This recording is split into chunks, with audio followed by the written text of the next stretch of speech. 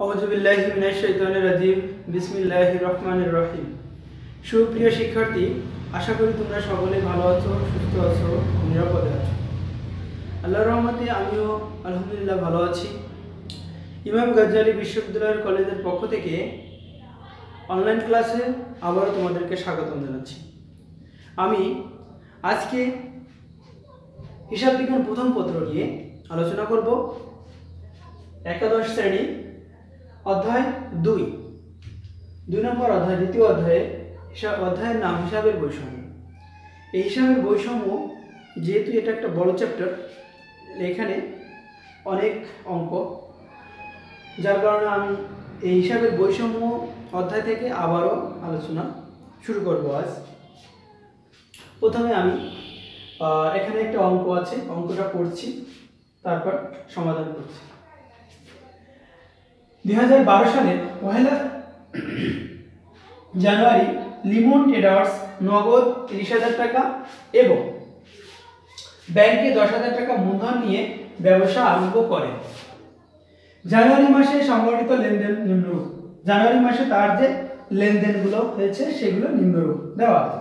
প্রথম, জানুয়ারি 2 তারিখে মমতা ট্রেডার্সের নিকট থেকে নগদে মাল ক্রয় 5,000 টাকা। জানুয়ারি 8 মিস্টার শফিকের নিকট হতে মাল ক্রয় 6,000 টাকা। জানুয়ারি 10 নন্দন ট্রেডার্সের নিকট 10,000 টাকার মাল বিক্রয় বাবদ 5,000 টাকা চেকে পাওয়া গেল। জানুয়ারি 15 তারিখে সুমনের 10,000 টাকার পূর্ণ নিষ্পত্তিতে 9,800 টাকা প্রদান করা হলো। জানুয়ারি 20 নন্দন ট্রেডার্স কর্তৃক সরাসরি ব্যাংকে জমা 5,000 টাকা। 21 নন্দন ট্রেডার্স কর্তৃক জমাকৃত চেকটি ব্যাংক কর্তৃক প্রত্যাখ্যাত হয়েছে। জানুয়ারি 25 অনাদায়ী পাওনা লেখা হলো 10,000 টাকা। 27 মমতা ট্রেডার্সের নিকট নগদে মাল বিক্রয় 2,000 টাকা। 28 মিস্টার শফিকের পাওনা 5% বাট্টায় পরিশোধ করা হলো। জানুয়ারি 30 বাড়ি ভাড়া চেক মারফত পরিশোধ 3,000 টাকা। এই লেনদেনগুলো লিমন ট্রেডার্সের ওয়ে বা কারবারে এই লেনদেনগুলো সংঘটিত হয়েছে জানুয়ারি মাসে। এখন করণীয় আমাদের কি কি করতে হবে? ক, উপরোক্ত লেনদেনগুলো হতে অনগদ লেনদেনের পরিমাণ নির্ণয় করুন। খ, উপযুক্ত তথ্য হতে 15 ও 28 তারিখের লেনদেন ছাড়া অন্যান্য লেনদেন দিয়ে দুঘরা নগদান বই প্রস্তুত করুন। গ, উপযুক্ত লেনদেনের ভিত্তিতে লিমন ট্রেডার্সের 3 ঘরা নগদান বই প্রস্তুত করুন এবং ব্যয় কর্তৃক 2,000 টাকা রাখার জন্য প্রয়োজনীয় অর্থ ব্যাংকে জমা দাও অথবা উত্তোলন করো। এই 3টা করণীয়। প্রথমে করণীয় ক, কতে বলা হয়েছে উপযুক্ত লেনদেন গুলো হতে অনগদ লেনদেনের পরিমাণ নির্ণয় করা। আসলে অনগদ লেনদেন মানে জানার জন্য আগে আমাদের নগদান বইয়ে কোন ধরনের লেনদেন অন্তর্ভুক্ত হয় সেটাও জানতে হবে। তো নগদান বইয়ে শুধুমাত্র নগদ ব্যাংক সংক্রান্ত লেনদেনগুলো নির্গত করা হয়। এখানে নগদ প্রাপ্তি এবং নগদ প্রদান এই জাতীয় লেনদেনগুলোই নগদান বইয়ে অন্তর্ভুক্ত হয়। তাহলে নগদান বইয়ে যেহেতু নগদ লেনদেন অন্তর্ভুক্ত হয়, নিশ্চয়ই অনগদ লেনদেন বা ধারে লেনদেন এগুলো নগদান বইয়ে স্থান পাবে না। তা আমাদের এখানে যে লেনদেনগুলো দেওয়া আছে তার মধ্যে অনগদ লেনদেন কোনটা সেটা চিহ্নিত করতে হবে এবং তার পরিমাণটা নির্ণয় করতে হবে কতে। চিহ্নিত করি আগে। যেমন 8 তারিখ মিস্টার শফিকের নিকটে মাল ক্রয় 6,000 টাকা। এই 6,000 টাকা যেহেতু এখানে নগদে উল্লেখ নাই আর মিস্টার শফিকের নাম উল্লেখ আছে, তাহলে কোনো ব্যক্তির নাম উল্লেখ থাকলে আর নগদ কথাটা যদি উল্লেখ না থাকে তাহলে সেটা ধারে ক্রয়। তাহলে এই যে এটা ধারে ক্রয়, অর্থাৎ এটা অনগদ লেনদেন, একটা পেয়ে গেলাম। তারপর হচ্ছে 10 তারিখে নন্দন ট্রেডার্সের নিকট 10,000 টাকার মাল বিক্রয় বাবদ 5,000 টাকার চেক পাওয়া গেল। এখানে বুঝতে হবে 10,000 টাকার মাল বিক্রয় করেছি, চেক পেয়েছি 5,000, তার মানে বাকি 5,000 কি হবে? অবশ্যই বাকি 5,000 হবে ধারে, অর্থাৎ ওই 5,000 পরবর্তীতে পরিশোধ করবে। নন্দন ট্রেডার্স। তাহলে এই 5,000 বাদে বাকি অবশিষ্ট যে 5,000 অবশ্যই ওই 5,000 ধারে বিক্রয়। তাহলে এইখানে এই 10,000 এর একটা অংশ 5,000, এখানে এর একটা অংশ এখানে অনগদ লেনদেন। তাহলে আমরা পেলাম দুইটা 6,000 5,000। আর নিচে এসে 25 তারিখে একটা লেনদেন আছে, অনাদায়ী পাওনা লেখা হলো 10,000 টাকা। অনাদায়ী পাওনা মানে দেনাদারের যে টাকা পাওয়া যাবে না বলে সেটা হিসাব থেকে বাদ দিয়ে দেখানো হয়, এটাকে বলে অনাদায়ী পাওনা। অনাদায়ী পাওনা কত? 10,000 টাকা। তাহলে এটাও নিশ্চয়ই অনগদ লেনদেন। তাহলে এটা আর একটা পেলাম তিনটা। এই তিনটা অংশ অর্থাৎ 6,000 আর 10,000 এর একটা অংশ 5,000 আর এখানে এই 10,000, এই তিনটার যোগফলই হবে এই ক নম্বরের আনসার। উপরোক্ত লেনদেনগুলো হতে যে অনগদ লেনদেনের পরিমাণ, অনগদ লেনদেনের পরিমাণ তাহলে পেয়ে যাচ্ছি এইটা। এবার আসি খ অংশ। তাহলে অনগদ লেনদেনের পরিমাণ আমি যদি এখানে একটু সংক্ষেপে লিখি, 6,000, একটা 5,000 আর একটা হচ্ছে 10,000, এই মোট টাকা। আমরা একটা ছক করব, ছকে এক পাশে টাকার অঙ্ক লিখবো আর এক পাশে লেনদেনগুলো এই তারিখ দিয়ে, যেমন 8 তারিখ দিয়ে এই লেনদেন সংক্ষেপে লিখবো, টাকা লিখবো। 10 তারিখ দিয়ে এখানে লিখবো ধারে বিক্রয় 5,000 টাকা, আর 25 তারিখ দিয়ে অনাদায়ী পাওনা লেখা হলো 10,000 টাকা। দুইটা কলম দিয়ে এক পাশে বিবরণ এক পাশে টাকা দিয়ে এভাবে অঙ্কটা যোগ করে হচ্ছে কত? 21,000 টাকা। এই 21,000 টাকায় হচ্ছে অনগদ লেনদেনের পরিমাণ। ক অংশ আমরা নতুন করে করব না, এবার খ অংশে যাই।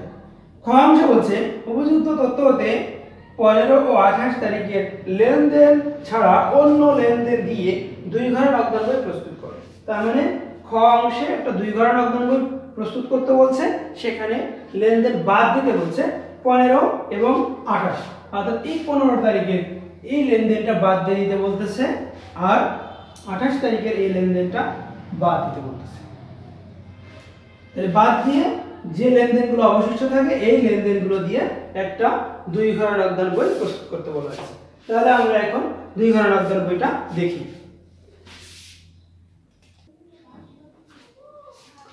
সুপ্রিয় শিক্ষার্থী, খ অংশের সমাধান আমরা দেখি। এটা হচ্ছে খ অংশের সমাধান। খ অংশে বলা হয়েছে যে একটা 2 ঘর নগদান বই তৈরি করতে হবে। 2 ঘর নগদান বই তৈরি করতে হবে এবং দুইটা লেনদেন বাদ দিয়ে। তাহলে বাকি লেনদেনগুলো প্রথমে 1 তারিখে যে লেনদেনটা, 1 তারিখে বলা হয়েছিল নগদ 30,000 টাকা এবং ব্যাংকে 10,000 টাকা নিয়ে মূলধন হিসাবে ব্যবসা শুরু করছে। তাহলে মূলধন নিয়ে ব্যবসা শুরু করলে আসলে জাবেদা হয় নগদ আনলে নগদ ডেবিট আর হচ্ছে ব্যাংক ডেবিট আর হচ্ছে মূলধন ক্রেডিট। এই দুটোই ডেবিট আর এটা হচ্ছে ক্রেডিট। কত টাকা? প্রথম নগদ আছে 30 আর 10, এটা হলো 30, এটা হলো 10 আর মোট হচ্ছে 40। এই 40,000 টাকা যে সে মূলধন আছে এটা নগদ টাকা আর হচ্ছে ব্যাংক টাকা। তাহলে নগদ প্রাপ্তি বুঝালে আমরা ডেবিট দিকে লিখবো, আর নগদ পরিশোধ বুঝালে ক্রেডিট দিকে লিখবো। আবার এখানে যদি একই সাথে নগদ এবং ব্যাংক দুইটার কলাম যুক্ত আছে, ব্যাংক সংক্রান্ত লেনদেন এখানে লেখা হবে, অর্থাৎ ব্যাংকে টাকা বাড়লে সেটা ডেবিট পাশে বাড়বে আর ব্যাংক থেকে যদি টাকা কমে তাহলে ক্রেডিট পাশে কমবে। একই সাথে নগদ এবং ব্যাংকের জন্য যে নগদান বই করা হয় এটাকে বলা 2 ঘর নগদান বই। তাহলে 2 ঘর নগদান বই আমরা শুরু করি প্রথমে মূলধন হিসাব দিয়ে।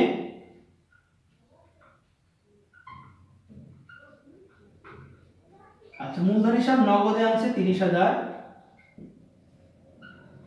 আর ব্যাংকে যাচ্ছে 10,000, এই মোট 40,000 টাকা। 1 তারিখে লেনদেন ছিল। 2 তারিখে যেটা ঘটছে, মমতা ট্রেডার্সের নিকট থেকে নগদে মাল ক্রয়। আচ্ছা, মাল যদি নগদে ক্রয় করা হয় তাহলে জাবেদা কি হয়?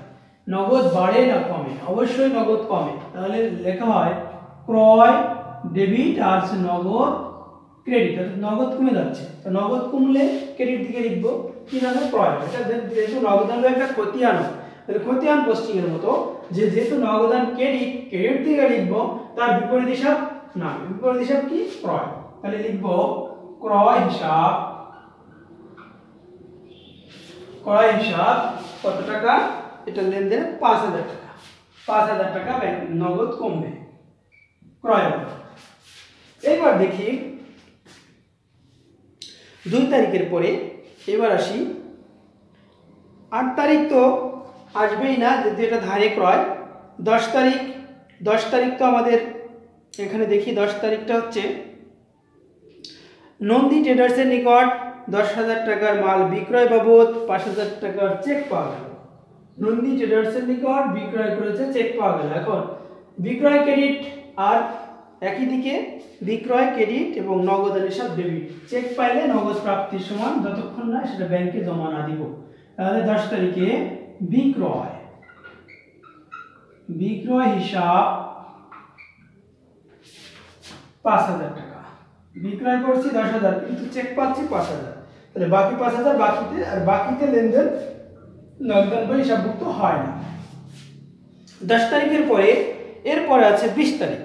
20 তারিখে নন্দন ট্রেডার্স কর্তৃক সরাসরি ব্যাংকে জমা দেওয়া হবে। নন্দন ট্রেডার্স সরাসরি ব্যাংকে জমা দিয়ে দিচ্ছে।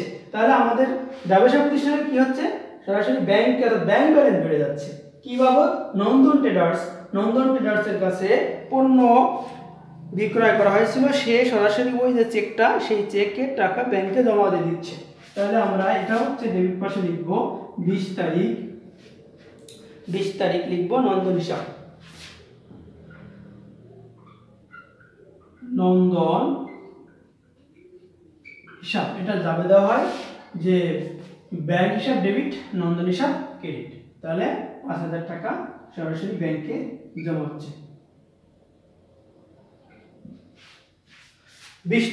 20 তারিখের পরে 21 তারিখে ঘটনা ঘটছে, নন্দন ট্রেডার্স কর্তৃক জমাকৃত চেকটি ব্যাংক কর্তৃক প্রত্যাখ্যাত হয়েছে। আচ্ছা, এই যে ব্যাংকে জমা দেওয়া হয়েছে, চেক জমা দেওয়ার কারণে আমি আমার অর্থাৎ নন্দন ট্রেডার্সের বইতে সরাসরি ব্যাংকে জমা দেখাই দিয়েছে, কিন্তু ওই চেকটা যখন ব্যাংকে জমা হয়েছে, ব্যাংক কর্তৃপক্ষ চেকের কোনো ত্রুটির কারণে সেটা প্রত্যাখ্যাত করেছে, অর্থাৎ ব্যাংকে জমা করে নাই।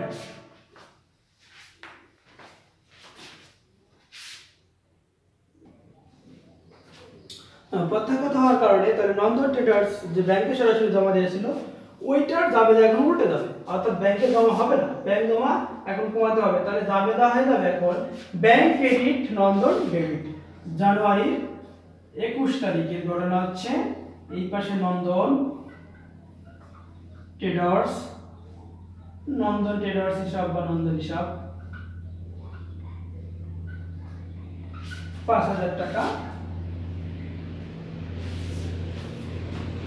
এরপর 21 তারিখের পরে দেখি 27 তারিখে মমতা ট্রেডার্সের নিকট নগদে মাল বিক্রয়। এখন নগদে মাল বিক্রয় করলে নগদ প্রাপ্তি, অর্থাৎ এই পাশে বলবে এটা হচ্ছে 27 তারিখে বিক্রয় হিসাব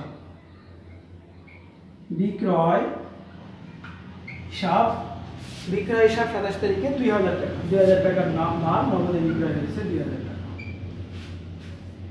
এরপরে 27 তারিখের পরে আছে 30 তারিখে বাড়ি ভাড়া চেক মারফত পরিশোধ। বাড়ি ভাড়া যদি চেকের মাধ্যমে পরিশোধ করা হয় তাহলে ব্যাংক থেকে কমে, তাহলে এটার জন্য জাবেদা হবে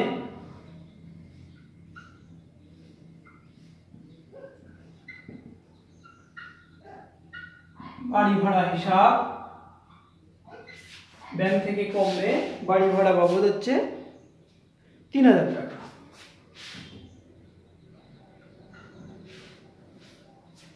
আর কোনো লেনদেন নাই। এখন আমরা ব্যালেন্স বা উদ্বৃত্ত নির্ণয় করব।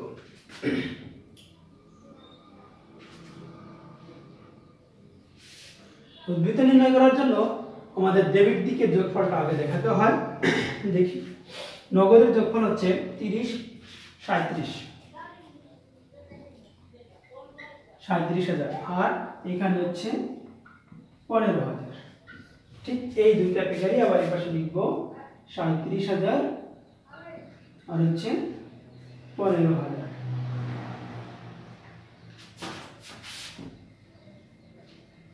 এবার ব্যালেন্স এই পাশে নির্ণয় করতে হবে। 31 তারিখে ব্যালেন্স সিডি, এই সিডিটা পরবর্তীতে এই পাশে এসে ফেব্রুয়ারির 1 তারিখ এ ব্যালেন্স, বি ডি, ওই ব্যালেন্সটা এখানে আছে।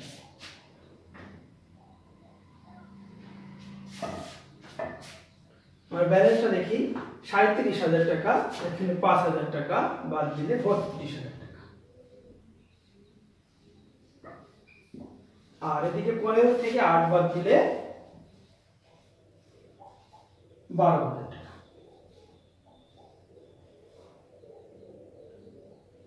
সরি 2,000 টাকা।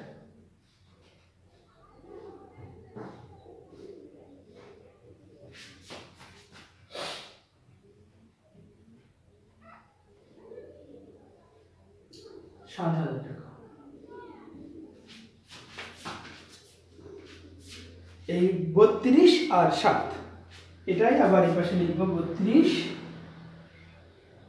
পাশে 7, এটাই হচ্ছে 2 ঘর নকল।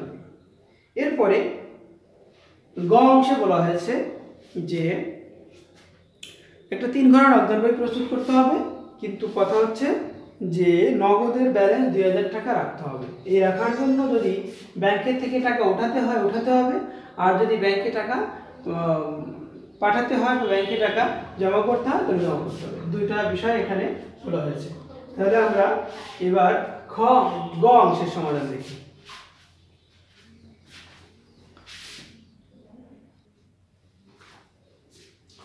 সুপ্রিয় শিক্ষার্থী, এবার গ অংশের সমাধানে আমরা আসি। গ অংশে বলা হয়েছিল এটা 3 ঘর নকল বই করতে, তাহলে 3 ঘর নকল বই করি, করার পরে আমরা শেষে যে আরেকটা সমন্বয় আছে সেটা করব। আগে স্বাভাবিকভাবে যেভাবে 3 ঘর নকল বই করতে হয় আমরা সেটা শেষ করি। প্রথমে 3 ঘর নকল বইয়ের প্রথম লেনদেনটা, যেমন মূলধন হিসাব নগদের ঘরে 30,000 টাকা এবং ব্যাংকের ঘরে 10,000 টাকা, এটা ঠিক আছে 1 তারিখে। এবার 2 তারিখে যেটা ছিল, 2 তারিখের লেনদেনটা ছিল কি ক্রয়, এটাও নগদের ঘরে ক্রয় 5,000 টাকা। 2 তারিখের পরে আমরা আসি 10 তারিখ। 10 তারিখে ছিল বিক্রয়, এই বিক্রয় ছিল 10 তারিখে, এটাও লিখব বিক্রয় বাবদ চেক প্রাপ্তি, এখানে 5,000 টাকা। 10 তারিখের পরে 15 তারিখে একটা লেনদেন ছিল, সুমন এর 10,000 টাকার পূর্ণ নিষ্পত্তিতে 9,800 টাকা। সুমন নামে একজন ব্যক্তি, সে টাকা পেত 10,000 টাকা, তাকে দেওয়া হচ্ছে 9,800 টাকা, 200 টাকা এখানে ছাড়। তাহলে এটা কি জানুয়ারির 15 তারিখে প্রদান করা হচ্ছে, এখানে নগদ কমে যাচ্ছে, কাকে দিচ্ছি? সুমনকে দিচ্ছি, তাই আমরা লিখব সুমন হিসাব। সুমন হিসাব, সুমন হিসাব হচ্ছে এখানে ক্রেডিট, আর নগদের হিসাব নগদের হিসাব ক্রেডিট, সুমন হিসাব ডেবিট। তাহলে সুমন হিসাবে আমরা নগদ দিচ্ছি কত? 9,800 টাকা, আর 200 টাকা কি তাহলে বার্তা। এই যে 200 টাকা ছাড়, এই বার্তার ঘরে শুধু বার্তাটা লিখতে হবে, এতটুকুই কাজ এখানে। বার্তার ঘরে শুধু যতটুকু বার্তাটা লিখে দেবে। তাহলে মোট এই 10,000 টাকা সুমনকে প্রদান করা হবে। নগদে দিচ্ছি 9,800, বাকি 200 টাকা বার্তা, এটা হচ্ছে প্রাপ্ত বার্তা। এরপরে 15 তারিখের পর 20 তারিখ। 20 তারিখের ঘটনা এখানে লেখাই আছে। 20 তারিখে ঘটনা ঘটছিল, নন্দন ট্রেডার্স সরাসরি ব্যাংকে জমা দিয়েছিল। এই যে নন্দন ট্রেডার্স সরাসরি তার পাওনা বাবদ 5,000 টাকা ব্যাংকে জমা দিয়েছিল, এবং ব্যাংকে জমা দেওয়ার পরে 21 তারিখে ঠিক ওই ব্যাংক বইটা আবার প্রত্যাখ্যাত হয়ে গেছিল, আবারও নন্দন ট্রেডার্স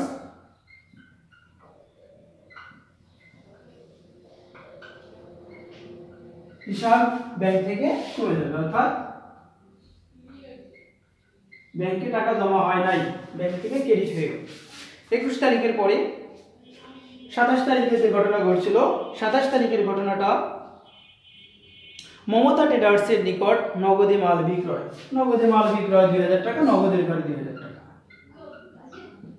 এরপর 27 তারিখের পরে 28 তারিখের যে ঘটনা, মিস্টার শফিকের পাওনা 5% বার্তায় পরিশোধ।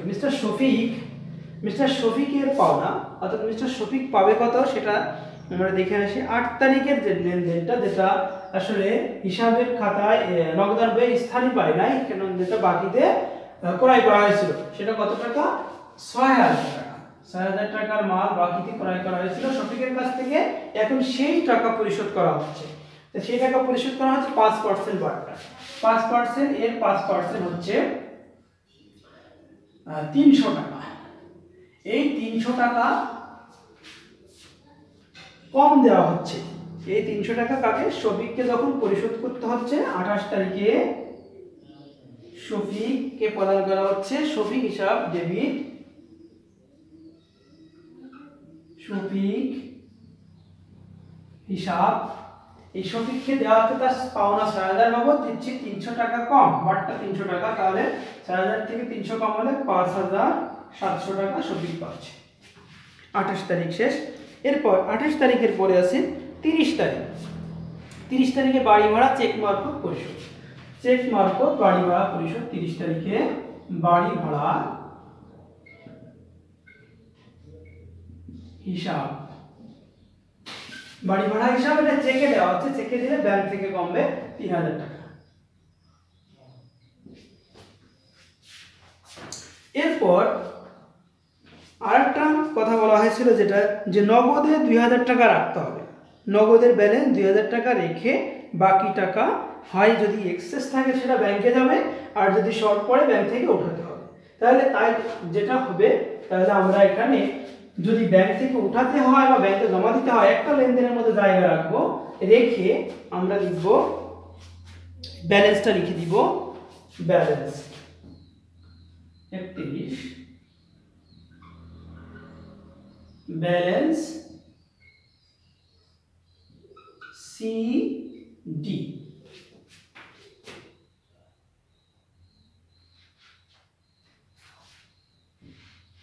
এখানে নগদ উদ্বৃত্ত, নগদ উদ্বৃত্ত, ব্যাংক উদ্বৃত্ত ২০০০ টাকা রাখতে বলা হয়েছিল। ব্যাংকের উদ্বৃত্ত যদি ২০০০ টাকা রাখতে, ব্যাংকের ঘরে আমরা উদ্বৃত্তের ঘরে ২০০০ টাকা লিখে রাখি। উদ্বৃত্তের ঘরে ২০০০ টাকা লিখে রাখলাম। ব্যাংকের উদ্বৃত্ত ২০০০ টাকা থাকতে হবে।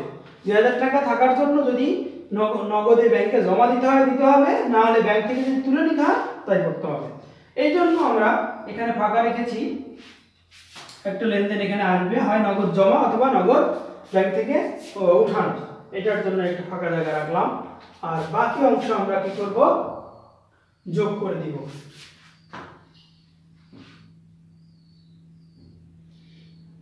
বাট্টার ঘরে পাচ্ছি ৫০০ টাকা।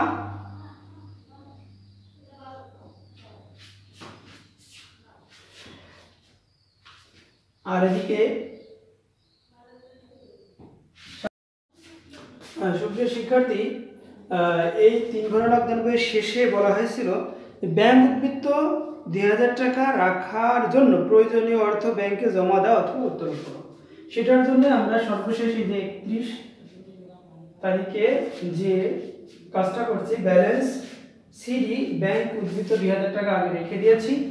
রেখে দিয়ে পরবর্তীতে ওইটা ব্যালেন্স উদ্বৃত্তটা নগদে উত্তোলন করে নিয়েছি। নগদ উত্তোলন করছি, নগদে বেড়েছে ৫০০০, আর ব্যাংক থেকে ওই ৫০০০ তুলেছে। এটা কন্টাইনিটি হয়েছে। অর্থাৎ একই লেনদেন যখন নগদান বইয়ে যদি ক্রেডিট থেকে ব্যাংকের কমে বসে, ঠিক ওই টাকা যদি ওই হিসাবটা আবার ডেবিট দিকে যদি নগদের কলমে বসে, এটাকে বলা হয় কন্ট্রাক্ট। তাহলে এই ৩১ তারিখে এটা একটা কন্ট্রাক্ট সি ৫০০০ টাকা। এখন ব্যাংকের উদ্বৃত্ত নির্ণয় করা হয়ে গেছে। ব্যাংকের উদ্বৃত্ত ২০০০ টাকা। এবার এটাই আবার ফেব্রুয়ারি ১ তারিখে ব্যালেন্স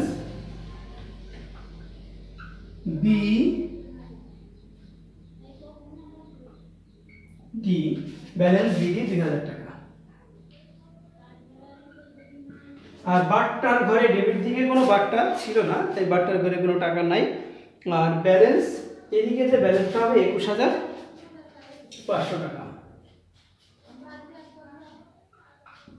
২১৫০০ টাকা, এখানে ২১৫০০।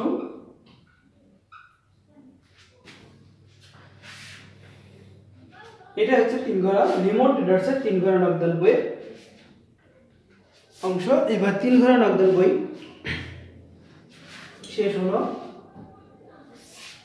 সুপ্রিয় শিক্ষার্থী, এটাই ছিল আমাদের মিস্টার লিমন ট্রেডার্সের বইয়ের যে হিসাব ক খ গ তিনটা অংশ আমি এখানে তোমাদের সলিউশন করে দেখালাম।